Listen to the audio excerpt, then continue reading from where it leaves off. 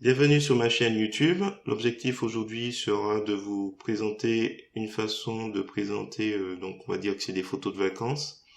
Donc j'ai utilisé cette fois-ci uniquement GIMP, pas Gmic.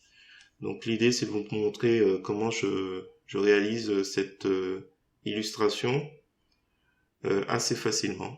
Donc si vous trouvez le résultat réussi ou le tuto à la fin intéressant, je vous remercie de me mettre un pouce vers le haut et de me laisser un commentaire. Et comme chaque jour, je vous souhaite un bon visionnage de ce projet sur GIMP. Alors c'est parti, nous voici dans l'éditeur d'images GIMP. Nous allons aller dans le menu Fichier, nous allons créer une nouvelle image. On va saisir 1920 en largeur, 1080 en hauteur, px, pixels. On va cliquer sur le plus de options avancées et on va remplir de la couleur blanche. On va valider. Là nous avons la boîte de dialogue calque qui m'a mis un calque arrière-plan nommé arrière-plan blanc.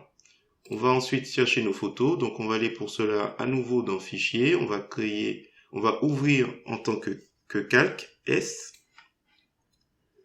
et on va aller dans le répertoire qu'on a enregistré. Alors moi, il s'appelle Vacances, et j'ai enregistré ici toutes les photos qui sont issues de Pixabay que j'ai sélectionnées préalablement. Je vous mets le lien les liens dans la description.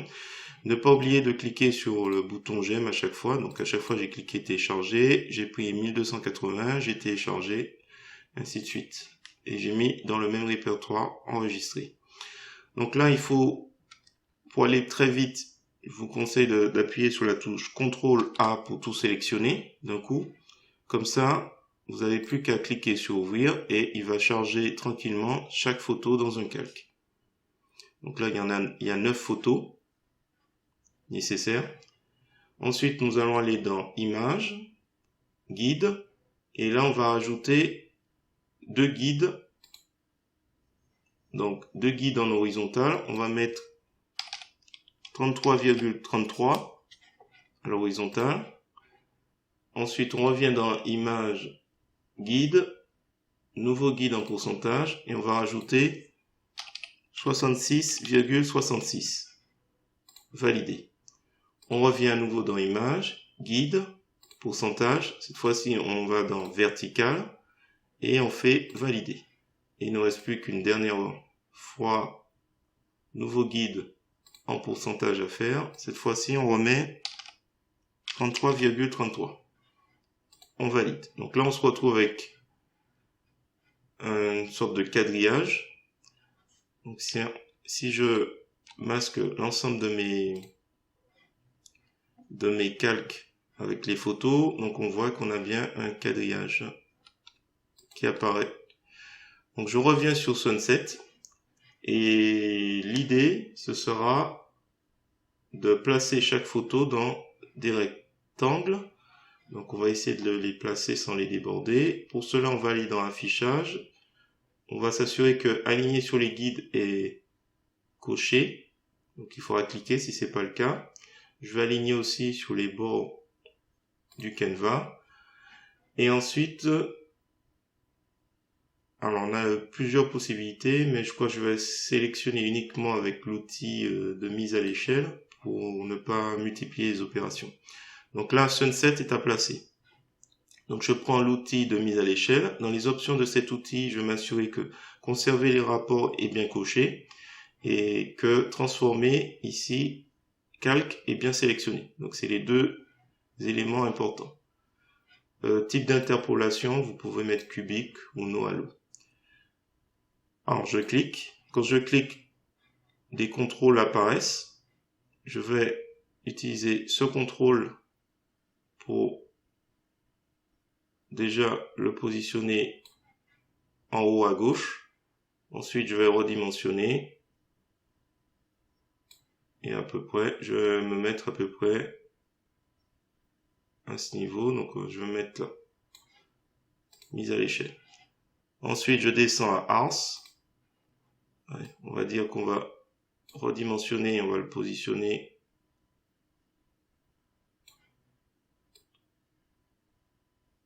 en bas. Ensuite, Family, on va le mettre au milieu. Là, je prends le rectangle du milieu pour le positionner.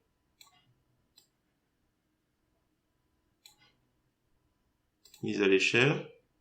Ensuite, la mouette. Donc, à chaque fois, je clique sur le calque qui est en dessous.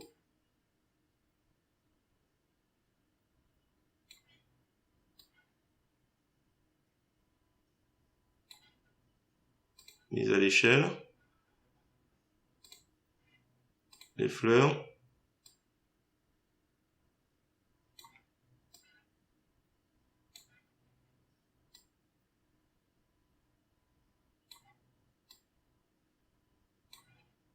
Mise à l'échelle. Le cheval.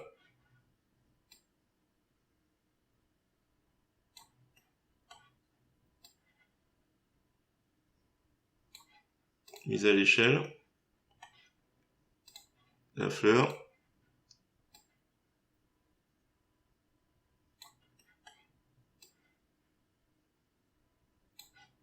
Mise à l'échelle. Ensuite, celle-ci. Je vais mettre ici. Je vais prendre en bas. Et à nouveau mise à l'échelle. Et le dernier. Donc à chaque fois, je clique, je sélectionne le calque et à chaque fois, je redimensionne. Donc là, c'est à gauche. Je prends le rectangle au milieu.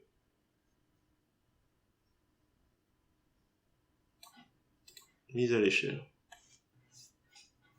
Donc là, on va les déplacer. Donc l'outil de déplacement, hop, il va s'aimanter à peu près comme il faut, grâce au fait que dans l'affichage, j'ai bien indiqué que je voulais qu'il aligne sur le guide. Alors, on va positionner, ouais, on va mettre comme ça. Donc on va faire une sorte de direction.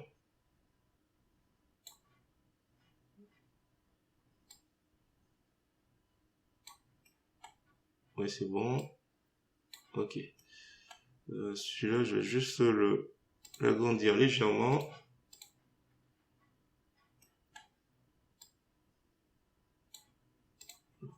Pas fort rien. Donc voilà, une fois que c'est positionné, nous allons faire plusieurs choses. Donc on a presque terminé. On va retirer les guides. Ça nous sert normalement plus à rien. Peut-être...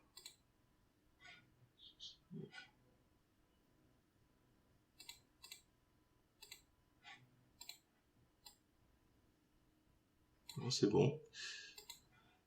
Alors, ce que je vais... J'ai l'impression qu'il y a un petit... Non. Un petit peu... Je pinaille. J'ai l'impression, effectivement... Mise à l'échelle. Un petit déplacement. Bon, c'est pas nécessaire, mais bon, si on veut être au pixel près, il faudra zoomer. Ce qu'on va faire, on va rajouter de l'ombre. Pour cela, on va... Alors, il y a plusieurs choses que je vais faire. D'abord, c'est un family. Je vais créer une copie. Je vais l'agrandir. Ça va vous permettre de voir que il faudra pas trop s'amuser à agrandir quelque chose qu'on a diminué précédemment. Vous allez voir ce que ça donne après. Je vais l'agrandir au-delà de l'image. Mise à l'échelle. Voilà. Par rapport à ce qu'on avait précédemment, on a quelque chose qui est un peu flou. Et d'ailleurs, ce qu'on va faire, on va le flouter un peu. Donc, filtre flou gaussien.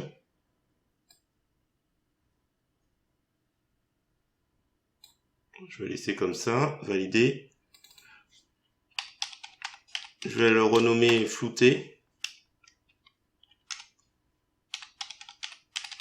Flouté. Je vais le descendre juste au-dessus de arrière-plan. On va réduire l'opacité. Comme ça, l'arrière-plan qui est tout blanc va apparaître un peu plus. Et je ne vais pas oublier de faire un clic droit de la souris sur flouté et calque aux dimensions de l'image. Comme ça, on a la bordure qui est conforme à l'image. Le calque qui est conforme à l'image. Alors, ça c'est bon. Dernier exercice, je vais juste masquer, flouter et arrière-plan. Donc là, nous allons avoir des transparences, des zones qui vont permettre de faire apparaître des zones de transparence. Parce qu'en fait, alors je me replace au-dessus. Je vais aller dans édition, copier le visible.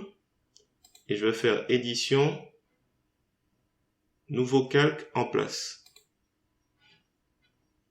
Et en fait, on a une sorte de photographie de ce qu'on a en visu sur quelques copiés. Donc quelques copiés, on va le renommer, on va l'appeler ombre.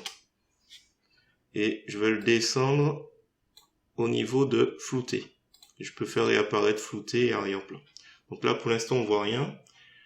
Je vais faire filtre, ombre et lumière, ombre portée. Et là, déjà, on a au niveau de l'aperçu qui est coché, une première proposition par défaut. Alors, vous jouez avec flou. Normalement, on diminue si on souhaite réduire le rayon de flou. Et l'opacité, vous augmentez si vous souhaitez voir un peu plus. Moi, je vais prendre le dernier utilisé. Voilà. Et je vais valider. Alors, vous avez aussi X, Y si vous souhaitez déplacer un peu plus dans d'autres sens. Valider. Là, à nouveau, je vais faire un clic droit à la souris, calque aux dimensions de l'image. Parce que là, on a la bordure qui apparaît au-delà. Alors, les guides, je fais image, guide, enlever tous les guides. Et normalement, je vais m'arrêter à ce niveau. Voilà. C'est un moyen de vous montrer une alternative à Gmic, donc en utilisant uniquement GIMP. Donc on peut rajouter si on souhaite du texte. Alors, je vais zoomer comme je souhaite. Donc si vous souhaitez, vous pouvez rajouter un texte. Alors, je vais mettre couleur noire. Je sais pas trop où le mettre, mais bon, on peut imaginer photo de vacances. Voilà. Donc là c'est normal, il se retrouve juste en dessous parce que on était sur ombre. Donc il faut remonter notre texte. Mais bon, vous n'êtes pas obligé de mettre un texte. Voilà. On va s'arrêter là. Donc si vous avez apprécié cette vidéo, je vous remercie de me mettre un pouce vers le haut et de me laisser un commentaire. N'hésitez pas à vous abonner à ma chaîne pour améliorer le référencement. Et sur ce, comme chaque jour, je vous dis à bientôt pour un nouveau projet sur GIMP.